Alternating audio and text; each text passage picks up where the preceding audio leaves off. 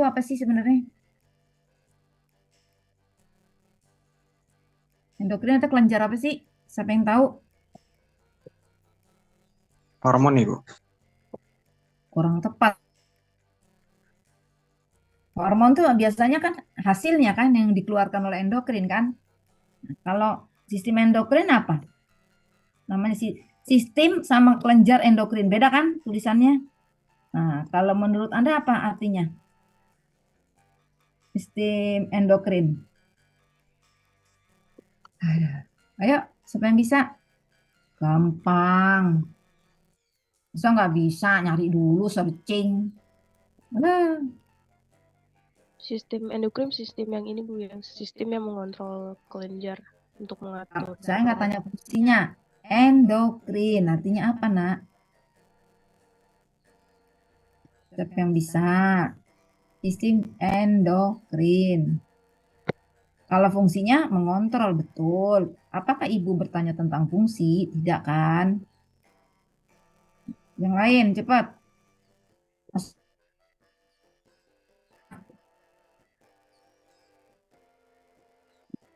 Endokrin itu menghasilkan dari dalam. Kok apanya menghasilkan dalam? En apa? Dokrin. Endo, endo itu dalam, krin itu menghasilkan. Salah. Yang lain. Satu lagi. Satu kelas kagak ada. Yang bisa. Menghasilkan Eh, hormon ke dalam aliran darah bukan, Bu? apa? Ulangi. Kurang. Menghasilkan hormon ke dalam aliran darah. Menghasilkan hormon ke aliran darah. Kurang tepat ya. Emang sih nanti ngasih hormon sih pasti. Gak mungkin enggak. Ya kan? Kita membahas struktur endokrin sama perkembangan daripada endokrin gitu ya. Endokrin, N itu artinya akhir, blind, buntu.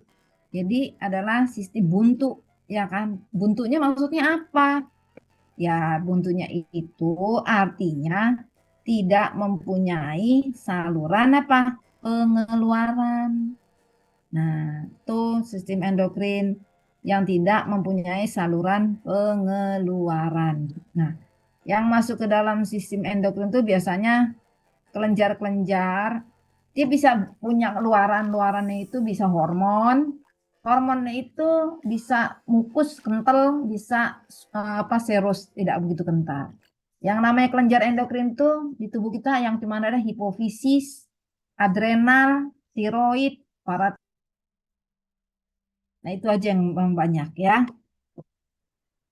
Nah, tuh kalau gonad, kalau apa punya saluran keluar, ya kan? Nah, oke. Aduh. Eh, kok sakit banget tangan saya ini. Aduh. Udah ada kelihatan ya. Nah, itu suka. Kita akan belajar struktur endokrin sama perkembangannya, gitu ya. Nah, ini adalah jadi sistem endokrin yaitu eh, apa kalau gangguan itu kalau dia apa dia bisa menghasilkan hormon. Nah, gangguan itu bisa menyebabkan yang namanya apa gigantisme. Kalau kelebihan sistem endokrin dia bisa menyebabkan apa sih? Aduh, bisa menyebabkan kalau kelebihan tiroid bisa tumbuhnya itu melebihi apa normal. Jadi kelenjar endokrin itu merupakan pembuangan ya. Nah, karena itu dia sekret tuh sekresi artinya mengeluarkan, sekret hasilnya gitu ya. Kita ngomongnya gitu nggak ngomong. Jadi sekret artinya hasilnya yaitu hormon tuh namanya sekret. Sekret itu umum kalau udah tahu hormon namanya hormon paratiroid gitu kan. Nah, karena sekretnya itu yang dikeluarkan itu ya kan yang kita sebut kadang-kadang hormon itu dilepas ke dalam apa pembuluh darah gitu ya. Jadi merembes. Nah, tergantung tipenya hormon itu kalau dia tipenya steroid belum ngambil biosel ya enggak? Udah kan? Dengan bibliosfer belum? Nah, kalau steroid dia bisa langsung masuk ke membran daripada pembuluh darah tanpa pengangkutan membran aktif. Tapi kalau non steroid kan hormon ada yang tidak steroid. Steroid itu kayak lemak ya. Nah, itu melalui transport aktif dan dia masuk ke organ target seperti hormon yang ada di hipofisis dikeluarkan faktor apa releasing keluarkan ke gonad. Nah, itu keluarnya sampainya ke gonad hormon apa? FSH ya kan, follicle stimulating hormone sampai ke gonad. Itu jalannya gimana? Pakai mobil kan enggak kan? Nah, sampainya itu dari memasuki aliran darah sampai ke target. Nah, bersama saraf berfungsi mengkoordinasi dan mengintegrasi daripada fungsi tubuh. Nah, ini ada yang pertama yang kita akan bahas di sini adalah kelenjar hipofisis. Hipofisis ini summary-nya kelihatan nggak summary-nya? Kelihatan jelas? Baik. Nah, ini hormon daripada hipofisis. Kita fokus di organnya. Organnya itu hipofisis. Ada dua bagian di anterior, lobus anterior yang kita sebut dengan adenohipofisis dan ada lobus posterior yang namanya adalah neurohipofisis. Nah, sebagian daripada ini masih struktur ngomong ya, belum pembentukan. Nah, sebagian dari yang namanya neurohipofisis ini sel-sel sebagian besarnya adalah saraf, disebut juga dengan pars nervosa. Ini sel saraf yang menghasilkan hormon, ya, gitu ya. Sorry, sel saraf yang mensekresi, bukan menghasilkan hormon. Nah, kalau di sini bukan sel saraf sebagian besar yang mensekresi, ya, di adenohipofisis. Nah, adenohipofisis itu dibagi menjadi beberapa bagian. Itu ada distalis, ada pars intermedia, biasanya pada dewasa ini tidak aktif. Yang aktif itu pars distalis. Apa saja hormon yang dihasilkan oleh anterior ini yaitu TSH, thyroid stimulan. Jadi yang dikeluarkan hipofisis semuanya stimulating, merangsang, ya. Ada kata stimulasi, pasti itu ada di mana? Di hipofisis. Tiroid stimulasi hormon yang merangsang kelenjar tiroid. Nah, hipofisis ini ada di area apa? Otak. Ya. Nah, dia menghasilkan hormon namanya tiroid yang merangsang si kelenjar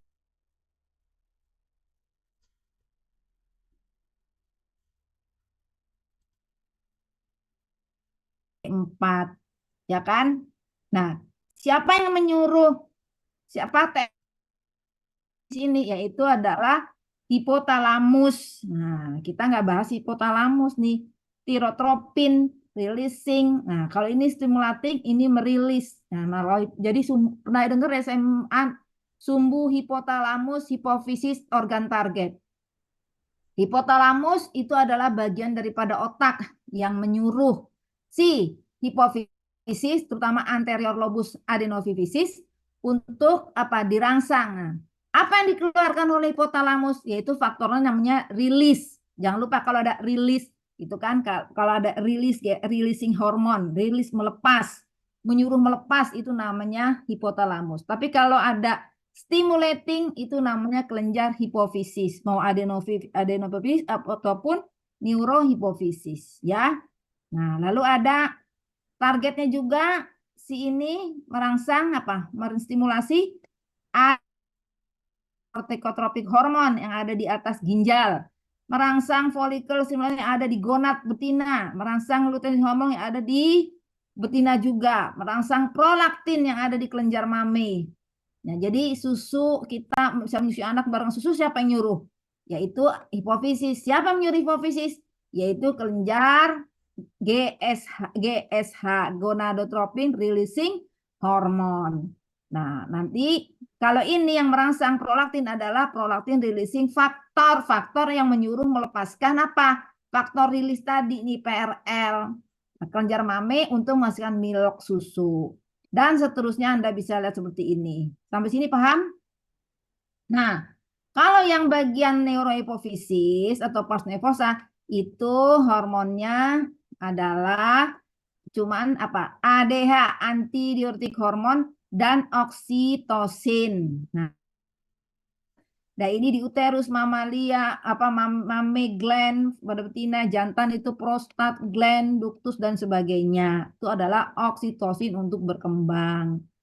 Nah, apa yang dikeluarkan? Itu nih mengeluarkan apa? Kontraksi, kan milk, apa ejection dan lain sebagainya dan seterusnya.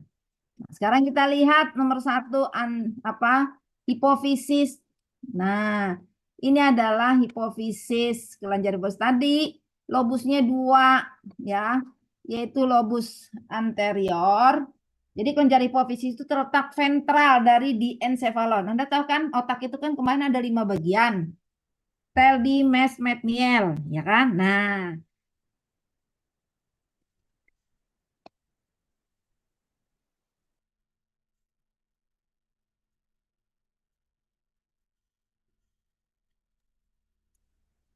kita lihat. Ini adalah kelenjar pituitaria atau apa master gland. Jadi pituitaria atau hipofisis atau disebut juga gland master gland. Ya kelenjar utama. Nah, karena dia sangat penting perannya. Nah, itu terletak di nih. Kalau kita lihat begini embrio, saya naikin ke atas. Ini lihat. Nah, ini kan otak nih ya. Tel, di, mes, met, ini miel. Nah, jadi dia ini kan dorsal, yang ini dorsal, ini ventral nih. Ini dia nih, ini di ventralnya. Jadi hipofisis itu letaknya ventral dari diencephalon ya dalam lekukan tulang sphenoid yang disebut apa lekukan tulang sphenoid itu namanya sella tursika. Nah, hipofisis ini tadi ya kan ada 2 bagian, yaitu bagian adenohipofisis ya, tadi yang anterior dan bagian neurohipofisis. Nah, neurohipofisis ya itu berasal dari dasar diencephalon, ya kan? Nah, kalau adenohipofisis tadi ada bagian pars ritalis, pars intermedia, pars tuberalis. Nah, kalau neurohipofisis bagiannya itu ada pars nervosa ya dan ada tangkai infundibulum. Nah, kalau yang namanya neurohipofisis itu berasal dari ini, lekukan dinding bagian atas. Kalau bagian yang adenohipofisis adalah dari apa? Atap daripada apa? Oral cavity yaitu dari kantung Rathke itu pembentukan. Nah, kalau pada manusia pars tuberalis dan pars intermedia ya pada adenohipofisis itu tidak begitu berkembang. Yang berkembang pada manusia itu adalah pars distalis itu ya. Itu bagian-bagiannya. Nah, kalau pars intermedia itu biasanya dia mengandung sel-sel yang menghasilkan hormon. Pas intermediat tadi kan ada bagian-bagian itu kan yang menghasilkan hormon polipeptida. Nah, hormon itu polipeptida berarti kan non steroid. Iya non steroid sehingga seperti melanosit stimulating hormone MSH ya kan, dan kalau amfibi itu bekerja terhadap melanofor yang menyebabkan melanin menyebar dan berakibatkan warna kulit katak itu jadi gelap. Nah, fungsi fase intermedia pada manusia itu belum diketahui dengan pasti. Nah, kalau distalis, ya kan, ini bagiannya ya. Nah, kalau pas distalis, nah ini pas distalis yang paling berkembang. Ini dari kantung Rathke pouch. Nah, kalau pas distalis itu dibangun oleh 2 macam sel. Nah, itu ada sel-sel kromofob, ada sel-sel kromofil. Nah, kromofob itu biasanya tidak mempunyai afinitas. Afinitas itu tidak punya daya tarik, menarik warna, jatuh warna. Kalau dikasih warna, dia nggak suka sama warna itu ya. Tidak punya afinitas terhadap warna. Sedangkan kalau kromofil, afinitas daya serap terhadap pewarna sel itu cepat, sehingga akan nampak warnanya dengan jelas. Nah, kalau yang itu tidak begitu suka warna. Nah, hormon dihasilkan oleh pars distalis ini adalah hormon ACTH, adenokortikotropik hormon, merupakan polipeptida ya.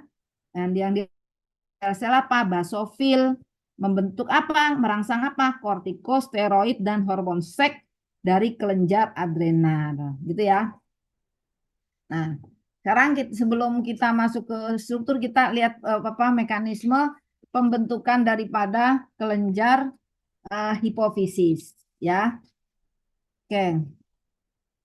Nah, hipofisis ya itu berasal dari evaginasi. Kita lihat nih. Ini kan evaginasi, ini kan dindingnya nih.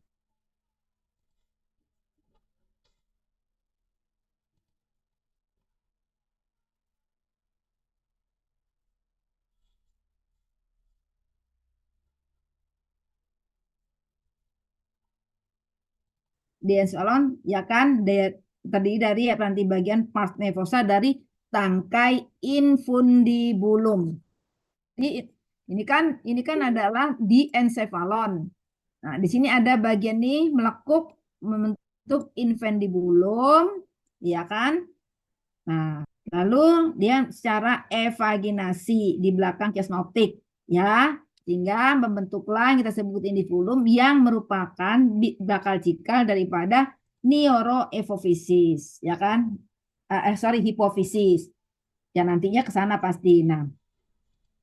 Nah tadi ya kan bahwa yang namanya kelenjar itu kan ada dua nih, masih ingat nggak nih? Dulu. Nah, ini lihat. Kan ada yang namanya anterior sama posterior. Kan gitu kan? Yang ini pars nervosa. Sekarang kalau pars nervosa, kalau adenoides itu, ya, kalau adenoifosis itu, ya kan, banyak mengandung akson-akson. Ya, jadi akson-akson itu akan berperan sebagai neurosekretoris, ya kan? Di mana badan-badan selnya itu ada di hipotalamus, ya kan? Badan selnya itu ada di sini di hipotalamus, lalu mensekresikan hasil pengeluarannya di apa bagian neurofisis bagian posterior, gitu ya. Nah, sel-sel nekrotres di sini itu menghasilkan hormon yang apa neurosekretoris dan dia ini terdapat pula di sini ada sel-sel selain sel-sel neuron ada juga sel-sel non neuron namanya sel pituisit ya kan yang homolog sama dengan neuroglia gitu ya. Diulang ya. Nah, yang tadi pembentukannya itu evaginasi dari dinding diencephalon membentuk infundibulum ya kan. Nah, lalu dasar mulut oral cavity ini dinding endoderma membentuk evaginasi juga membentuk kantung Rathke. Nah, kalau dilihat nanti seperti ini. Paham sini? Ibu ini pelan-pelan nih ya, ngulang-ngulang. Kepala ibu rasanya udah ngerti, tapi kan kamu belum ngerti. Nah, lihat sini ya.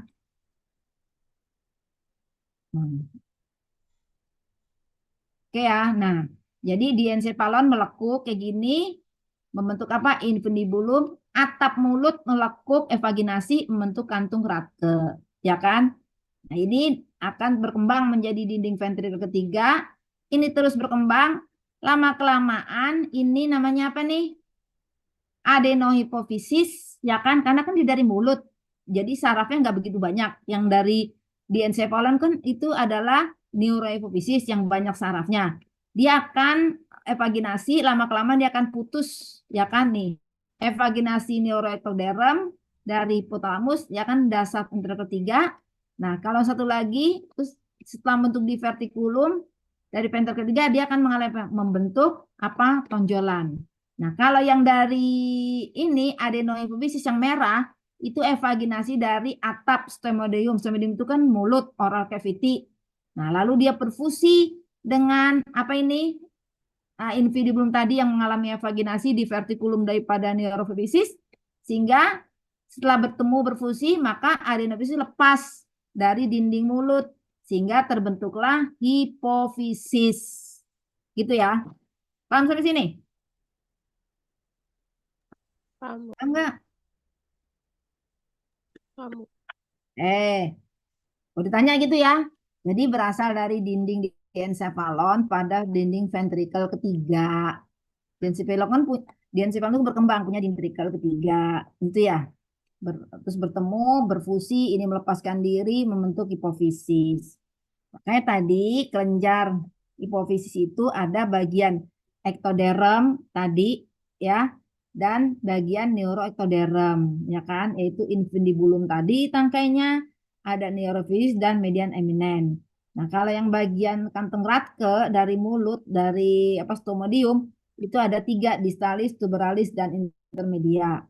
Yang berkembang hanya ditalis pada manusia gitu ya. Nah, jadi kalau dilihat seperti ini nih. Nah, ya kan? Ini floor dasar hipotalamus ventrikel ketiga, evaginasi, terus berkembang menjadi divertikulum. Evaginasi kan begini melekuk. Lalu divertikulum, neuroektoderm. Terus ini evaginasi membentuk kantung Rathke. Nah, lalu setelah itu apa? Dia akan melepaskan diri kantung Rathke-nya, cut off from stomodium, lalu berfusi dengan neurofisis membentuk apa? Sehingga membentuk hipofisis. Makanya hipofisis itu ada dua bagian. Bagian yang langsung dari saraf namanya, makanya disebut neurohipofisis. Bagian yang dari kantung mulut namanya adenohipofisis. Di sini lebih banyak mengandung sel-sel saraf yang bisa mensekresikan hormon dan ada juga sel-sel pituisit yang bukan sel saraf, hanya sedikit. Hampir sebagian besar ada sel saraf. Kalau di sini selnya bukan sel saraf, ya kan? Tuh, paham sampai sini? Paham nggak? Oke, Paham.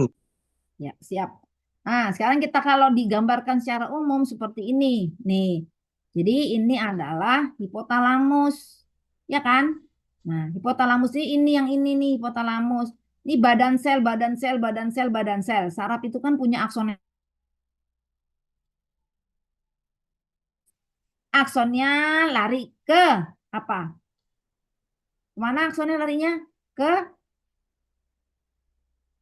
apa? Neuro hipofisis posterior.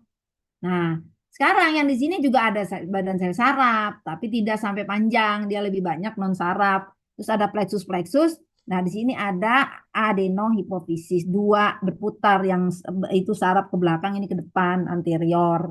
Itu kan posisinya.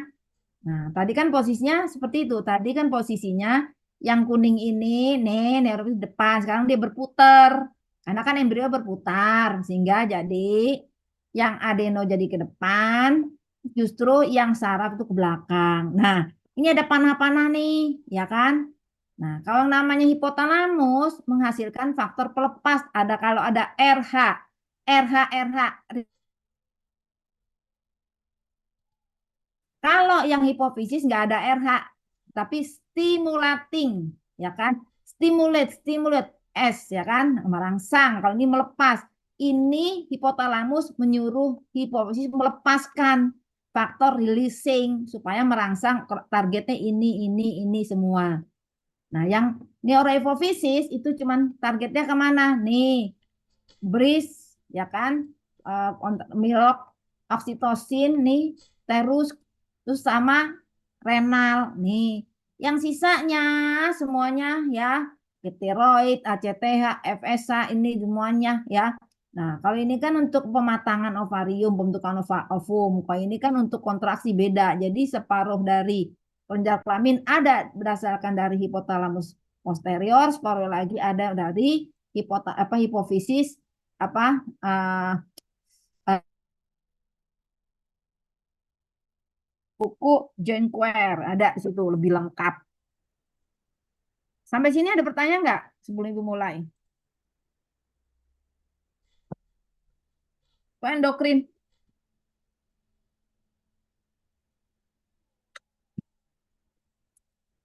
Kalau S1 tuh paling yang dibahas cuman sistem pembentukan hipofisis. Kontrak Ardenal nggak dibahas tuh S2 itu udah dalam lagi. Pasti kamu akan pusing, ya kan? Oke, sekarang kita lihat kelenjar tiroid. Aduh, aduh. Tiroid apa adrenal dulu, bentar. Ini saya pelan-pelan nih, takut Anda kayak kelenjar adrenal sekarang. Nih, kelenjar adrenal itu adalah kelenjar yang terletak nih, ya, terletak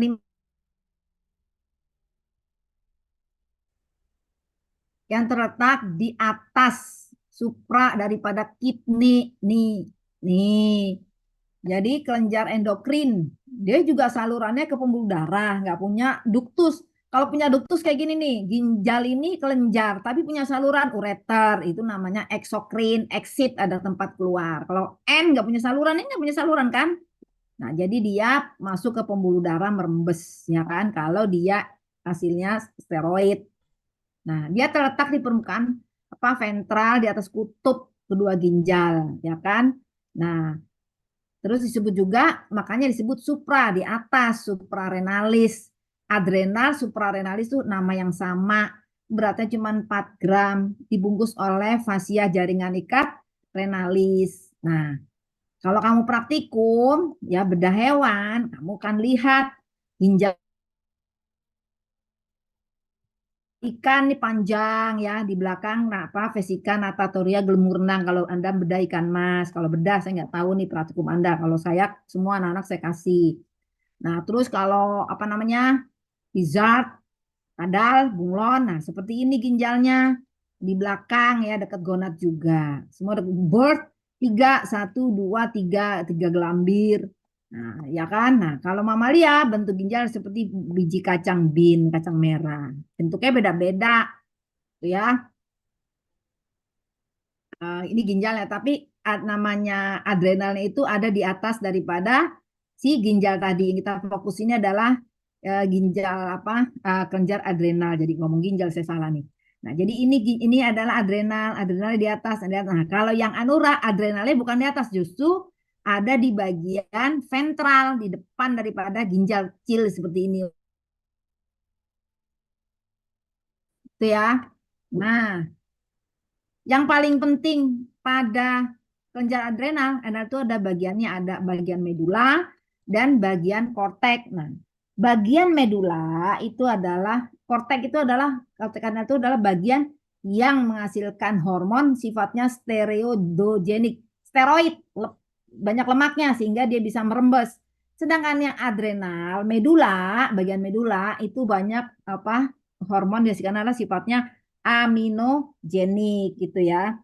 Nah, aminogenik itu apa ya? Beli banyak protein sehingga mekanisme pengangkutannya akan berbeda dengan yang dihasilkan oleh bagian kortek gitu ya. Jadi bagian kortek dari adrenal berasal dari mesoderm dan medulanya berasal dari sel neural crest. Neural crest itu berasal pada saat penutupan tabung neural.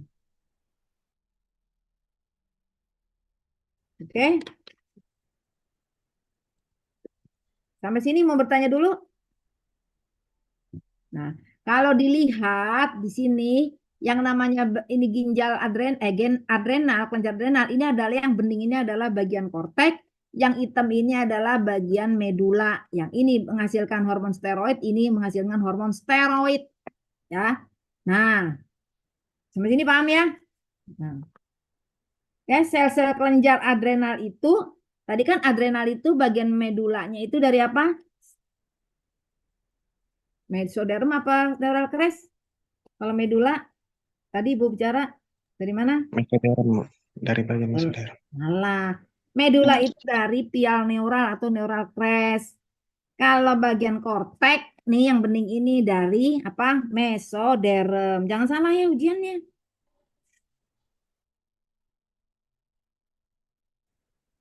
Kalau sel-sel kelenjar adrenal yang ada di dalam sel-selnya berasal dari apa? Dari ektoderm, ya. Nah, kalau sel-sel kelenjar adrenal, ya kan, bagian medula itu biasanya menghasilkan hormon yang sifatnya nonsteroid atau lebih aminogenik seperti katekolamin, itu hormon apa epinefrin, norepinefrin, nah gitu ya. Nah, maka sel-sel itu disebut sel-sel kromafin, ya kan? Nah, kayak gitu. Nah, epinefrin itu dihasilkan oleh bagian medula itu berperan untuk apa? Denyut jantung, ya kan? Meningkatkan laju metabolisme dasar, merangsang glikogenolisis di dalam atri dan juga merangsang ACTH gitu ya. Nah, medula. Nah, selain itu juga bisa mengekspresikan apa? Glukokortiroid. Nah, sel-sel kelenjar adrenal tadi yang berasal dari ektoderm ada juga yang berasal dari mesoderm, namanya sel interrenal. Catat tuh, sel interrenal. Jadi ada yang berasal dari ektoderm, ada yang berasal endoderm. Yang berasal dari ektoderm itu bisa adalah sel-sel kromafin yang menghasilkan apa? Epinefrin, norepinefrin. Nah, sel-sel yang berasal dari apa tadi? Mesoderm adalah apa? Sel-sel internal. Nah, itu sama dengan sel-sel yang berada di kelenjar korteks yang menghasilkan apa? Hormon steroid, gitu ya. Nah, sekarang itu ginjal apa? Bagian medis yang nah, belum ini udah lewat. Nah, bagian korteks itu sendiri ya, itu dibangun. Nah, saya lihat dulu gambarnya. Sel-selnya, ntar ya. Harus buka PPT saya lagi. Nah.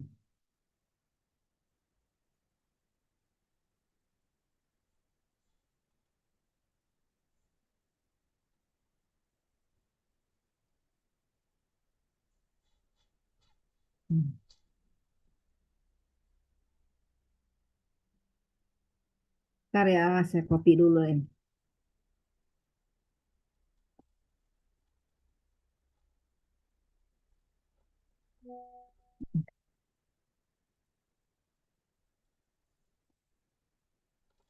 Nih, oke, saya copy sebentar. Udah kelihatan belum? Nah, kok ketimpa ini sih?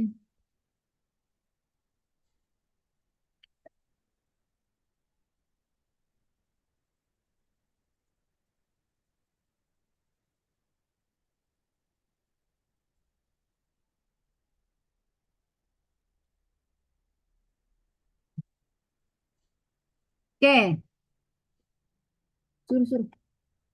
Nah, ini ya. Nah, tadi kan ginjal itu ada bagian korteks nih. Nih, ini adalah bagian medulanya. Korteks itu ada di sebelah sini. Nah, karena bagian tadi medula udah Ibu jelaskan. Sel-selnya itu tadi kan berasal dari neurocles. Nah, sekarang ini bagian korteks. Bagian korteks ada zona fasciculata, reticularis, dan glomerulus. Dari bagian luar tuh glomerulus, zona glomerulus, fasciculata, dan reticularis. Nah, kalau diperbesar sebegini ini korteks, ini kan medula. Korteks ini dibagi menjadi 3, nih, yaitu bagian glomerulus, fasciculata, dan reticularis. Nah, ini lihat. Ini adalah bagian korteks, ini medula, ini ada kapsulnya dan badan lemak. Nah, sekarang kalau kita lihat di bagian apa tuh? Zona apa? Zona glomerulus, ya kan? Nah, di bagian zona glomerulus dari bagian korteks, ya kan? Itu tipe selnya itu adalah dia merupakan sel yang jadi sel-sel di hormon, tapi hormon produknya itu tidak disimpan, tapi segera jadi do not store ya. Jadi dia tidak disimpan di dalam jadi produk disimpan tidak disimpan dalam vasikula, tapi langsung dikeluarkan masuk ke dalam apa darah. Itu dicatat ya, nggak disimpan. Nah, jadi hormon steroid yang dihasilkan oleh korteks adrenal ini berat molekulnya itu apa? Agak kecil sehingga dapat terlarut di dalam membran, kan? Di dalam membran plasma masuk secara difusi, ya kan? Nah, karena dia molekul kecil dan sifatnya steroid. Nah, lalu pada zona apa glomerulosa ini itu menempati lapisan itu paling banyak adalah antara glomerulosa, fasciculata, retikular itu yang paling banyak adalah di zona sel-sel yang mengandung di zona fasciculata. Terus yang perlu diperhatikan lagi bahwa sel-sel di lapisan zona fasciculata itu ya kan dia tersusun lurus kayak pita selati dia lurus aja satu sel dua sel tiga sel itu lurus lurus ya kan thick straight tebal dari pita sel ya kan. Nah terus dia punya apa di antara pita-pita tadi kamu bayangkan pita pita ya pita itu kan panjang-panjang. Nah, pita itu adalah susulan sel-sel kubus tadi. Nah, di antara pita-pita itu ada kapiler darah. Nah, jadi pita-pita tadi mensekresi hormon masuk ke dalam apa langsung ke pembuluh darah. Itu pada zona fasciculata. Nah, sel-sel di zona fasciculata itu bukan kubus tapi polihedral. Jadi apa selnya dindingnya bersegi banyak. Ya kan dan banyak tetesan lemak di dalam selnya tadi gitu loh. Paham nggak di sini? Jadi kalau Ibu gambarkan aduh. Jadi sel di zona ini korteks ya kan bagian fasciculata itu kan bagian ini nih. Nih di sini fasciculata nih. Ya. Kalau Ibu gambarkan selnya seperti ini nih. Nah, kelihatan nggak selnya? Nah, jadi zona di fasciculata kayak susun nih kubus. Ini bentuknya polihedral nih sel, semua nih sel. Nah, sesusun ke sana kayak nih pita satu pita, dua pita ya kan. Nah, jadi di antara pita ini ada kapiler nih kapiler darah. Jadi sel yang tadi banyak sel droplet titisan lemak yang tidak lain adalah hormon dikeluarkan masuk ke kapiler darah diserap di zona fasciculata. Paham sampai sini? Paham nggak? Paham, Bu. Oke, Paham ya, Bu. takutnya kagak paham deh. Oke, saya lanjut. Sel di daerah apa tadi? Daerah apa? Zona glomerulosa, ya kan? Nah, sel di zona glomerulus itu selnya apa bentuknya kolumnar segi empat atau selnya bentuknya ada yang piramid. Nah, dia tersusun apa? Tersusun berkumpul, ya kan? Membulat. Nah, jadi kalau kamu lihat di sel itu ya, ini ya, ini membulat nih sel-selnya bisa apa? Kubus, ya kan dia berkumpul membulat, terus dikelilingi oleh apa? Kapiler, sehingga hormon di sini langsung masuk ke kapiler. Ini zona glomerulosa di bagian apa? Korteks. Oke ya, di sini paham ya?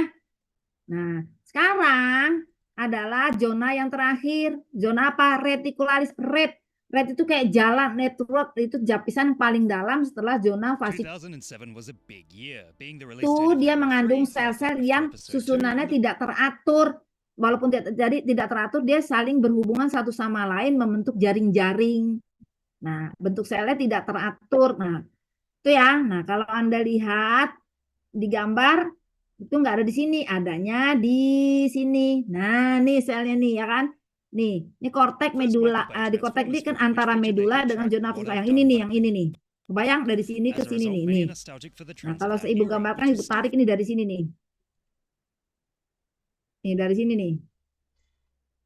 fairly dominated by new metal music Nih. after its arrival Nah, in the ini 1990s. semua nih. Sampai sini banyak nih dari sini nih. Ini batasnya sini sama sini. Student Jadi paleontology selnya Cretaceous itu, past seems to be responsible for kickstarting the oh sebentar ya. But It Came Telepon. Out in 2007 trend, releasing an edit of the ending of Jurassic World coupled with What I've Done on the 18th of August this year. This would tie in neatly with the resurgence of the In the Virtual End Half-Life 2 Machinima by Ray Kofod, which utilizes another Linkin Park song called In the End. On that note, I highly recommend checking out Richter Overtime's 10-minute video exploring the virtual end meme and its influences. It's a great watch. New Sebentar ya. Metal is certainly making a return in popularity, especially with franchises like Metal Gear Rising, Revengeance, and its soundtrack blasting across the internet constantly. Some call it the 20-year cycle, in which trends from 20 years ago or so, such as new metal, come roaring back into the cultural zeitgeist. It happens with fashion too.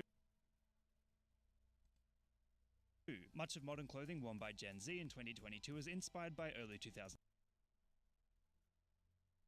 trends, which parallels the popularity of But It Was Made in 2007. Putting soundtracks from a certain era on the end of films and TV shows is not a particularly new phenomenon, as evidenced by the 2016 Walk of Life project, which presents the hypothesis that Walk of Life by Dire Straits is the perfect song to end any movie. These clips can be a fantastic way to add new meaning to any well-known piece of art, drastically changing the manner in which they are Ya, nah ini bagian ini agak ini. Sekalian struktur, sekalian perkembangan. Nah, gitu ya. Nah, oke, sampai sini yang bertanya. Tuh kelenjar apa? Adrenal. Sekarang kita masuk ke kelenjar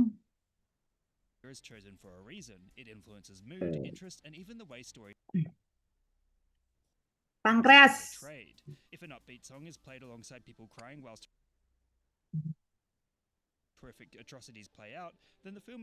Kelenjar pankreas itu ada yang sifatnya endokrin, ada yang sifatnya eksokrin, ya.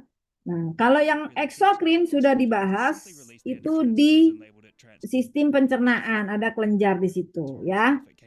Nah, kalau yang namanya kelenjar pankreas sifatnya apa pulau-pulau Langeran yang sifatnya endokrin buntu adalah tidak lain adalah yang menghasilkan insulin.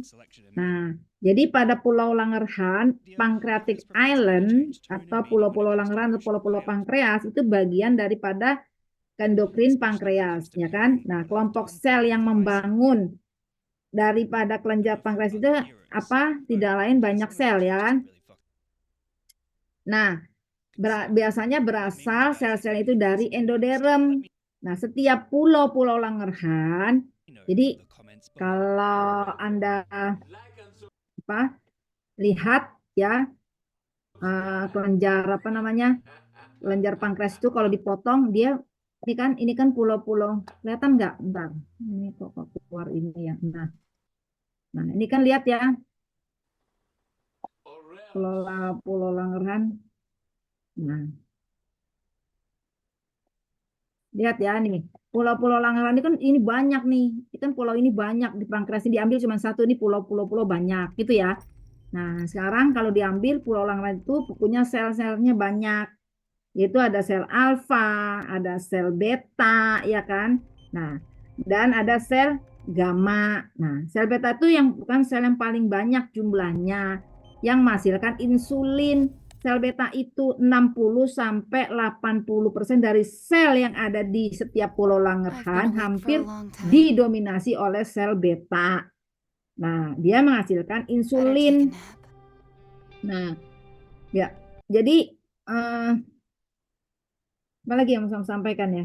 Nah, sel beta itu insulin itu adalah hormonnya apa? Polipeptida, bukan steroid, sehingga perlu pengangkutan pakai transport aktif nanti di biologi sel kalau nggak biologi molekular ya. Nah, jadi transport dia. Nah, hormon insulin itu kalau nggak ada hormon insulin maka kita kalau makan karbohidrat tidak akan masuk ke sel sehingga akan dibuang masuk di dalam darah sebagai gula darah sehingga gula darah jadi tinggi. Nah, kalau sel beta dia sel yang mensintesis dan menimbun polipeptida yang mengakibatkan hiperglisemia karena merangsang perubahan glikogen menjadi glukosa dinamakan glukagon. Dengan perwarnaan gomeri itu biasanya akan kelihatan berwarna merah. Kalau sel delta di pankreas itu menghasilkan apa yang disebut dengan somatostatin. Nah, itu ya. Terus ada lagi sel-sel yang lain. Nah, sel delta ini diduga merupakan turunan dari sel alfa dan sel beta. Itu mengenai pankreas. Jadi dia sebagai kelenjar buntu endokrin karena dia nih akan masuk ke apa? Pembuluh darah, langsung masuk ke kapiler. Kira-kira gitu ya. Nah, Ini adalah sel-selnya nih, ya kan? Sel pankreatik, ya kan? Ini. Nah, sekarang kelenjar tiroid. Ada pertanyaan sebelum Ibu lanjut? Bu, izin bertanya, Bu. Ya.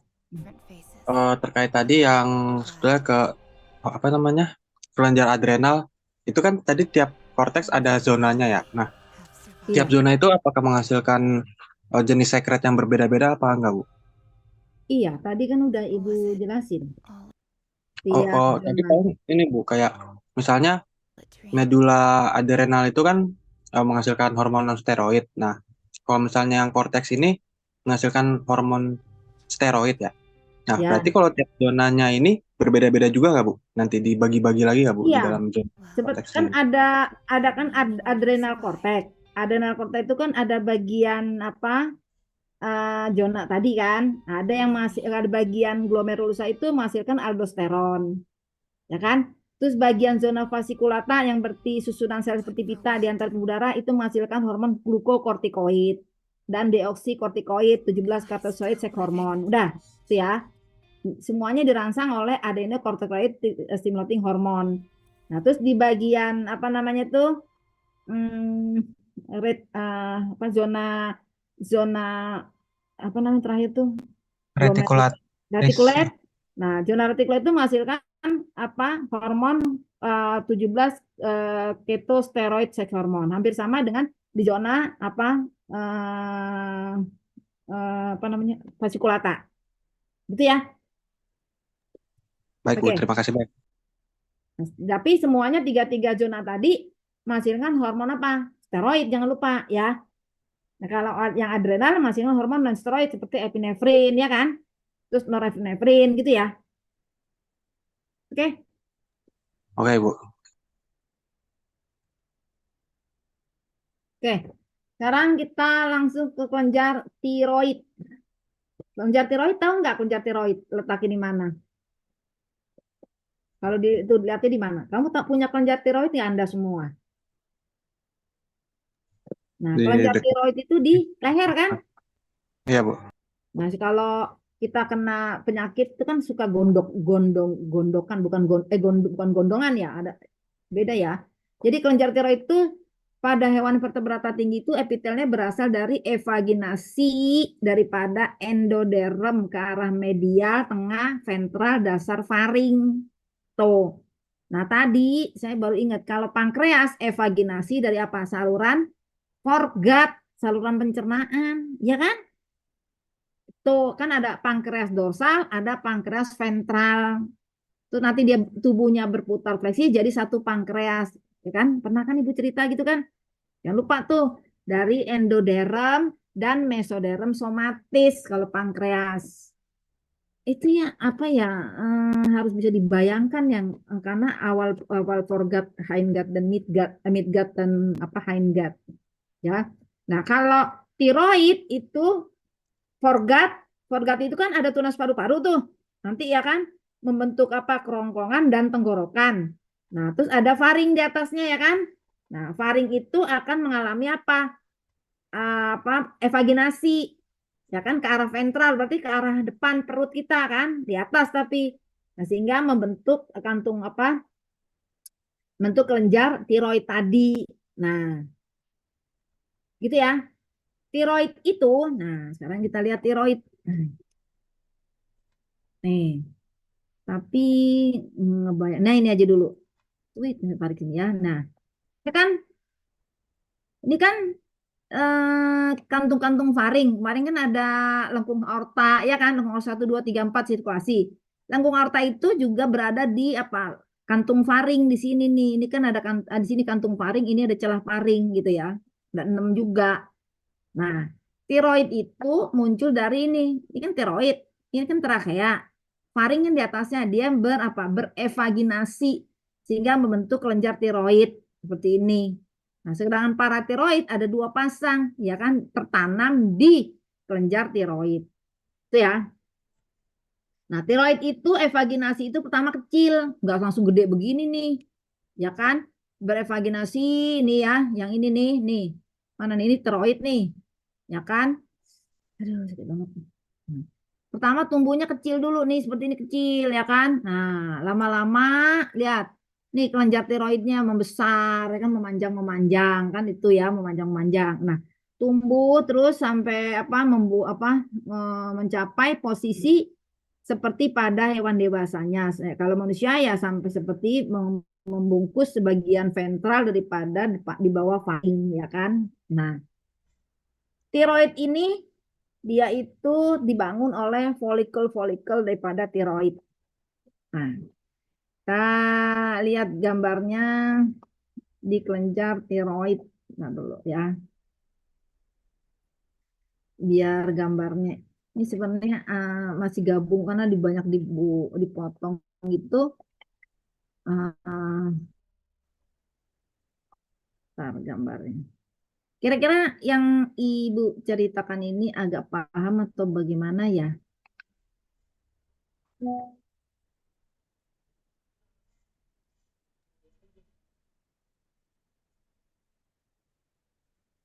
Apakah Anda paham yang Ibu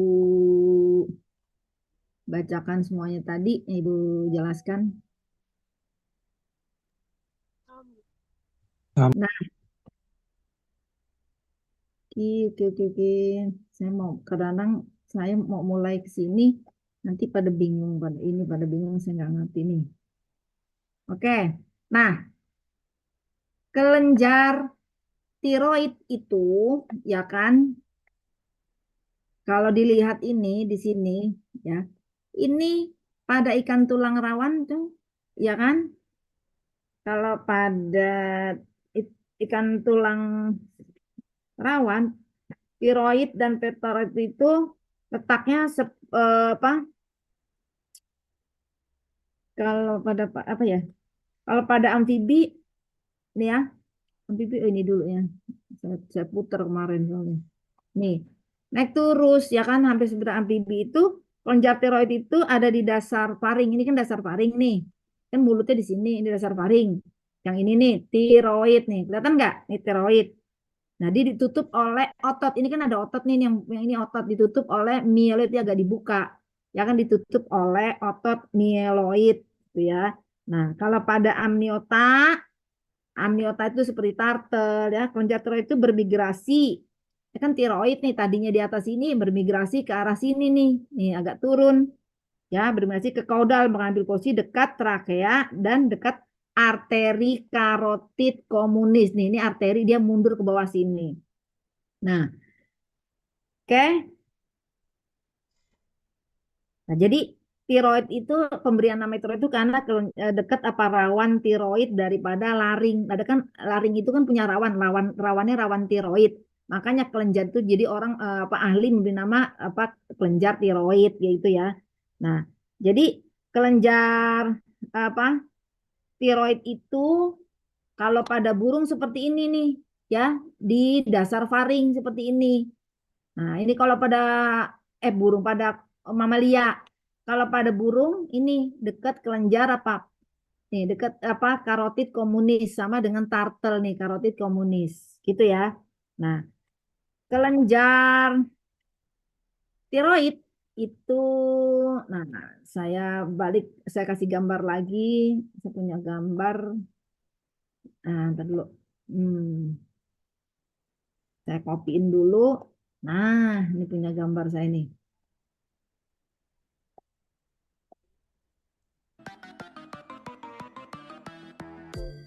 Jadi biar apa kebayang. Nah, sebelum masuk ke sini, saya mau masuk ke sini dulu.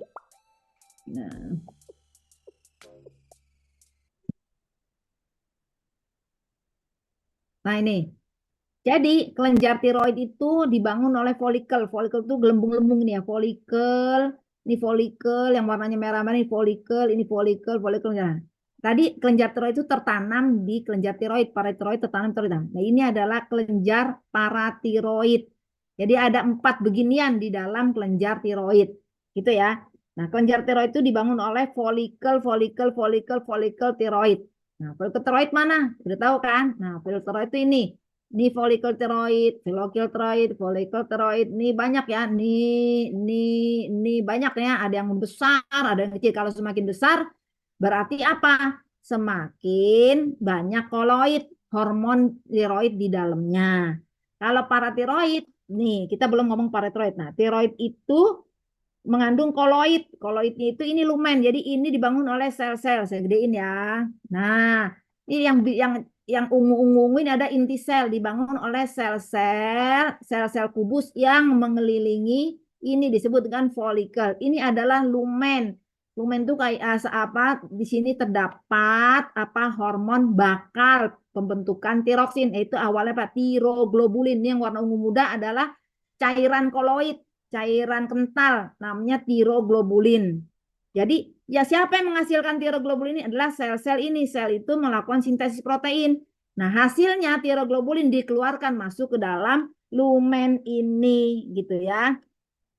Nah, terus nah, jadi kalau saya kecilin lagi, ini diambil sedikit aja kelenjarnya. Nah, sebenarnya ini banyak bulat organnya. Jadi organ ini ya diambil nih organ ini, organ ini, nih organ ini, nih kalau dipotong-potong ya banyak. Nah, organ ini dibungkus paling luar di sini adalah namanya kapsul jaringan ikat ya, kapsula ya kan? Ya, yang terpancar sebagai trabekula jaringan ikat yang membagi kelenjar tiroid dalam lobulus-lobulus. Ya inilah lobulus-lobulus. Ini satu lobulus gini.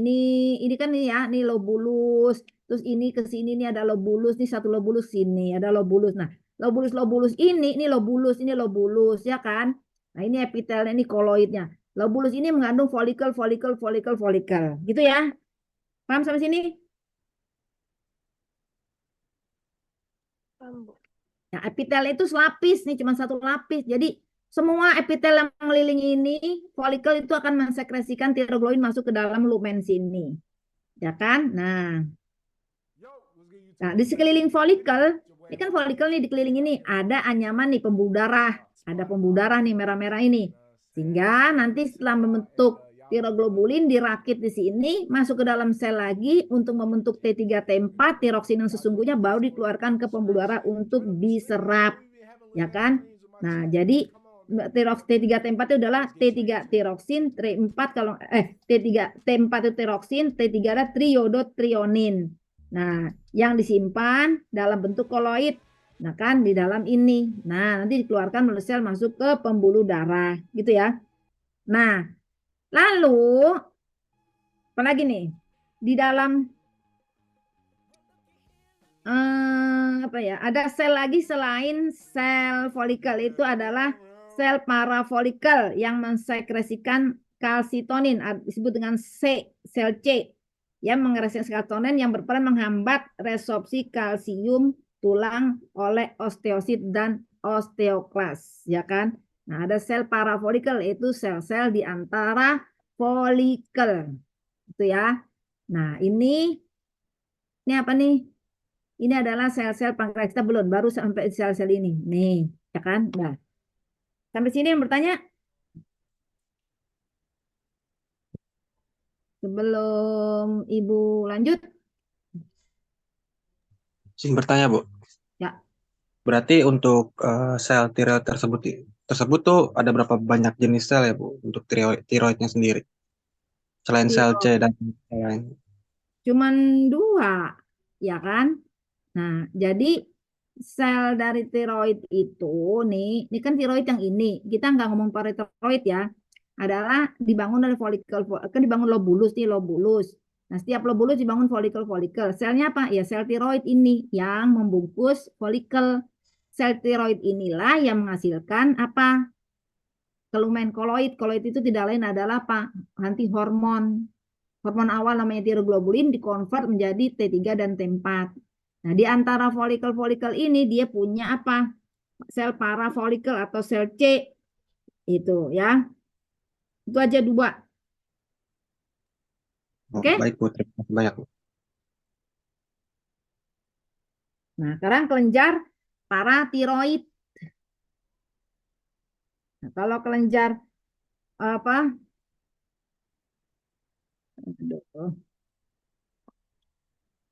Kelenjar paratiroid itu dibangun oleh sel yang berbeda.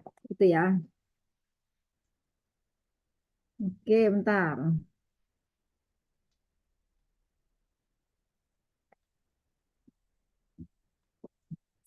Kelenjar paratiroid itu juga ada dari kantung faring, ya kan, paratiroid, karena dia tertanam di kelenjar apa? Tiroid, terbenam di dalam kelenjar tiroid. Nah, kalau reptil itu secara struktur mempunyai 3 pasang kelenjar paratiroid. Nah, ya kan, reptil. Nah, kalau yang berasal dari kantung faring 2, 3, dan 4. Nih, ada gambarnya nih. Kita ngomong kelenjar paratiroid. Ntar saya juga lupa apa. Aduh. Nih, ini kan kelenjar tiroid di sini. Yang ini nih gambarnya, sorry. Nih, kan ini kelenjar paratiroid. Nah, dan nih. Kelihatan nggak yang ini nih? Inilah saya ambil yang inilah. Ini mamalia, ya kan? Nanti gambarnya. Ya, mamalia burung ini gill view from faring. Kayaknya ini nih. Ya. Jadi dia dari lengkung kantung faring 2, 3, dan 4. Nah, kalau tetrapoda yang berkaki 4, ya kan, itu kelenjar faringnya 2. Ya, burung 2. Mamalia 2 pasang, ya kan? Ini 2 pasang kelenjar, jadi 4. Nah, itu berasal dari kantung faring 3 dan 4, gitu ya.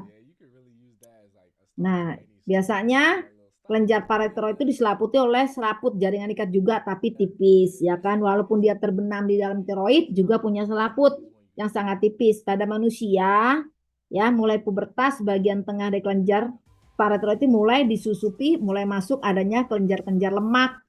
Kelenjar lemak yang dibangun oleh 2 jenis sel, yaitu ada sel chief cell, ya, nih chief cell tadi kan ada tuh.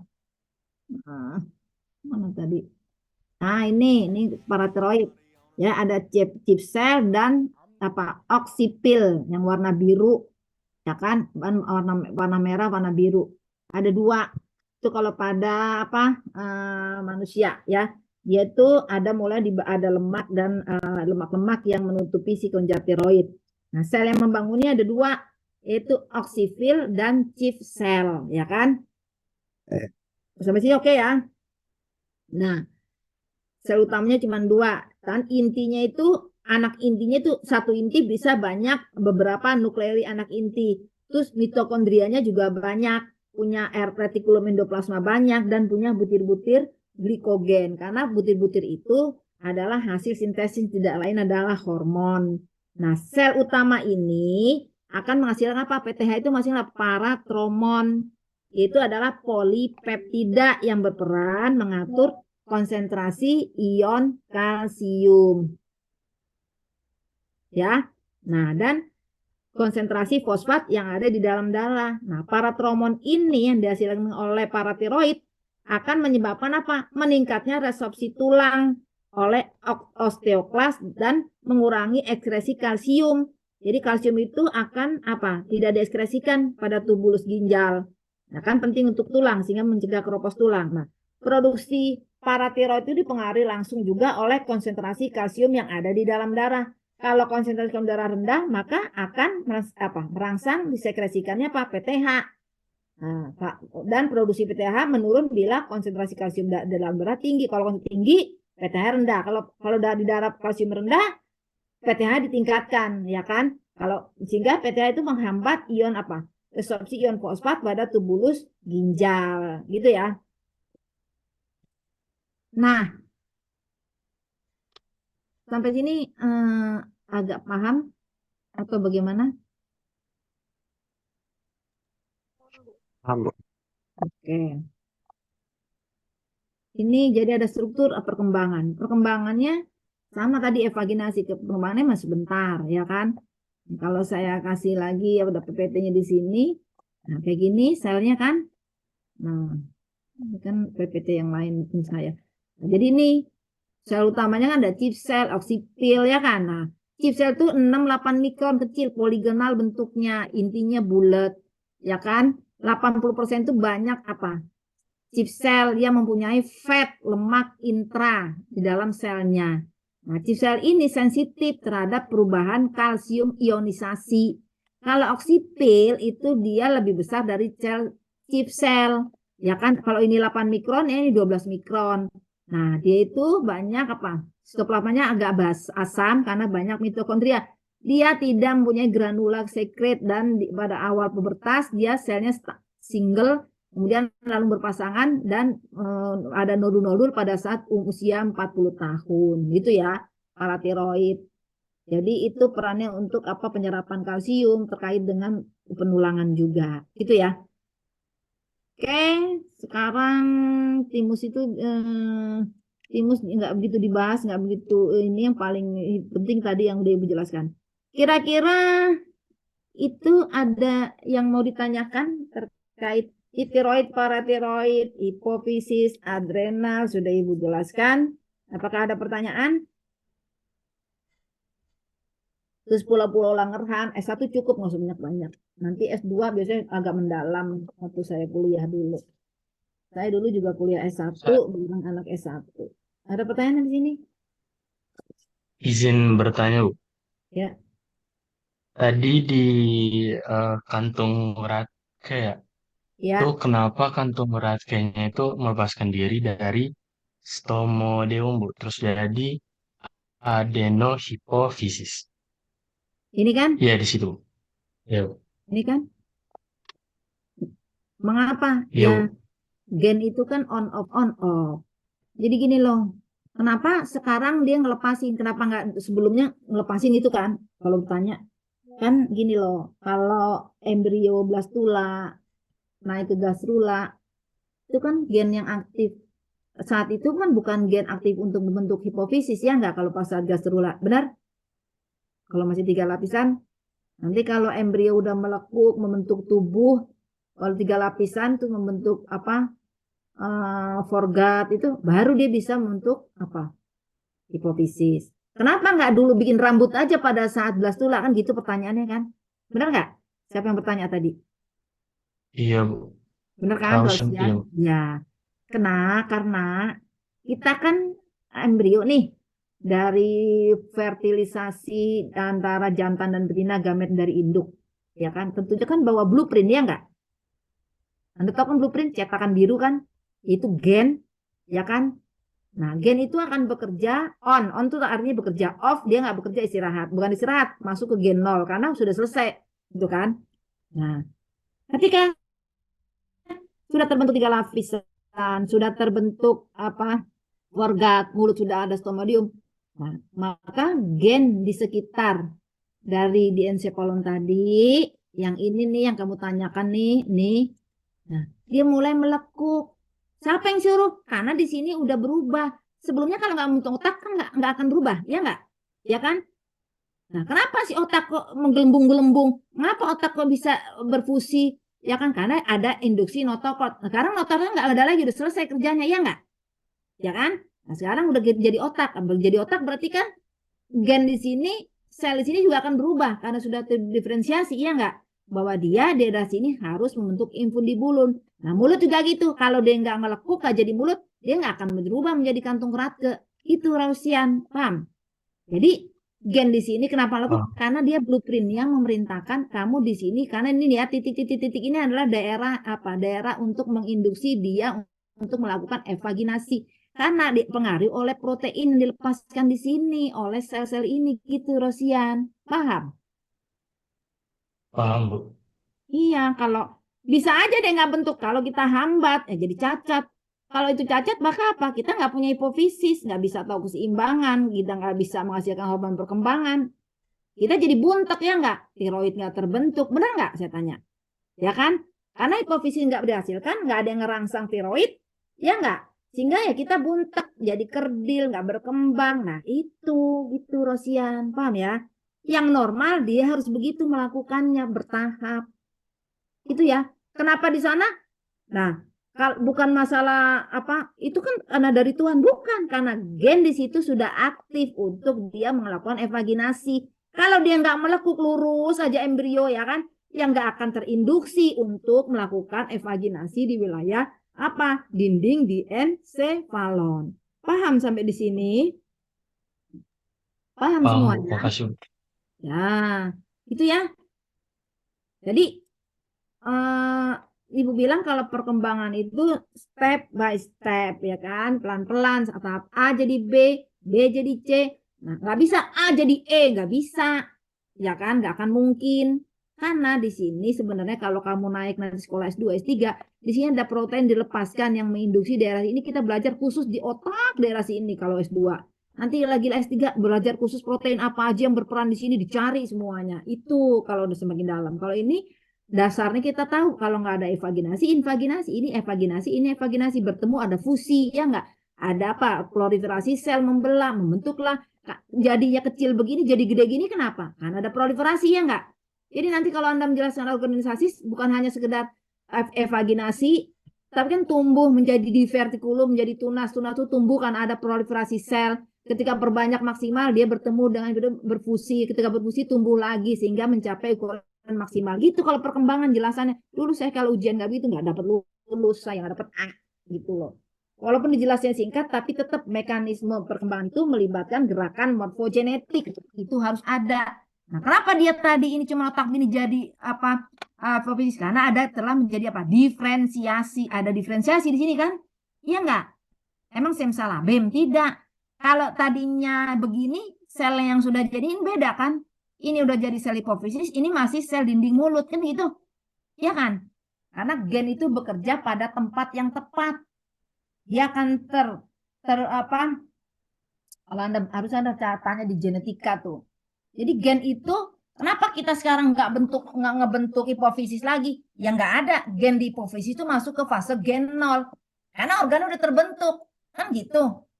Paham sampai sini? Kenapa kamu nggak tumbuh sampai gede aja biar enggak? Blueprint kamu memang ukurannya segitu. Ya nggak? Ada kontrol gen saya bilang, ada faktor kontrol. Nah, kalau belajar kontrol gen kamu jadi S2, S3 sendiri. Begitu. Ya, Rosian. Oke, ada pertanyaan lagi? Iya, Bu.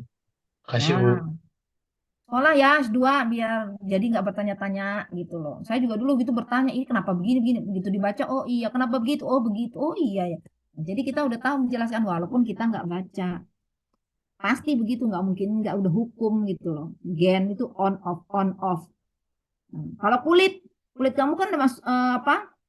Kalau nggak ada luka kan ini kecuali kulit itu ya selalu membelah, dia selalu di fase nggak fase gen 0. Kulit kita kalau digosok daki membelah lagi, membelah lagi. Nah, kan regenerasi kan kita kan? Ya enggak? Cuman tempat-tempat tertentu. Baik, kalau tidak ada pertanyaan, kita akhiri sampai di sini. Ibu memastikan lagi bahwa yang tidak hadir hari ini adalah Zahra. Benar, Zahra?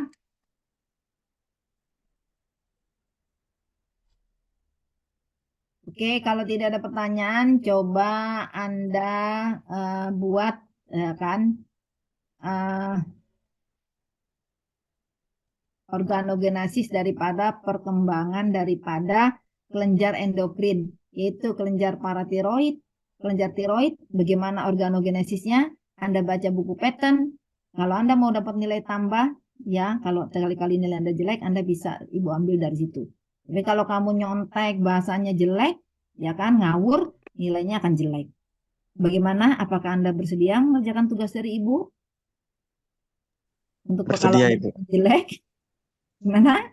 Loh, nggak mau juga nggak apa-apa, nggak usah dikerjain nggak apa-apa. Nanti yang teman yang mengerjakan dapat nilai tambahan, jadi misalnya nilai kurang bisa misalnya 50 nih, dapat C plus atau C bisa jadi B minus, misalnya begitu kan? Dari mana? Ya dari tugas kalian, paham?